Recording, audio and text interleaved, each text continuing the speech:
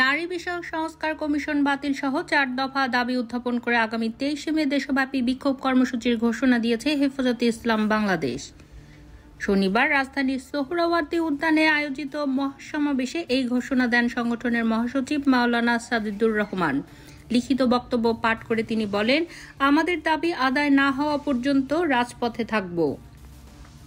সমাবেশের শুরুতে 2013 সালের 5 মে শাপলা চত্বরে নিহতদের স্মরণ করেন তিনি। একই সাথে তিনি জুলাই বিপ্লবের শহীদ মাদ্রাসা ছাত্র শিক্ষকদের রুহের মাগফিরাত কামনা করেন। এই মহাসমাবেশে দেশের বিভিন্ন জেলা ও উপজেলা থেকে হেফাজতের নেতাকর্মীরা অংশ নেন।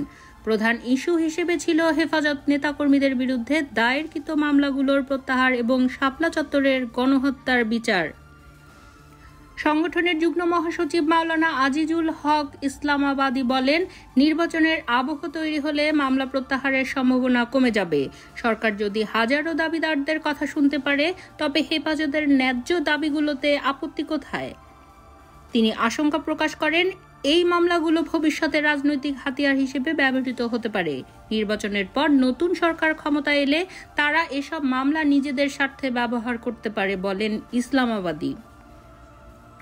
সমাবেশে হেফাজতের পক্ষ থেকে যে 4 দফা দাবি উত্থাপন করা হয় তা হল: 1.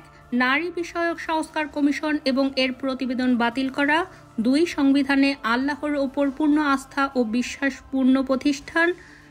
3. সব মামলা প্রত্যাহার ও শাপলা চত্বরে গণহত্যার বিচার। 4. ফিলিস্তিন ও ভারতের মুসলিম নিপীড়নের বিরুদ্ধে সরকারের কার্যকর ভূমিকা। সমাবেশে বক্তারা হুঁশিয়ারি উচ্চারণ করেন, দাবি না মানলে ভবিষ্যতে আরও কঠোর কর্মসূচি ঘোষণা করা হবে।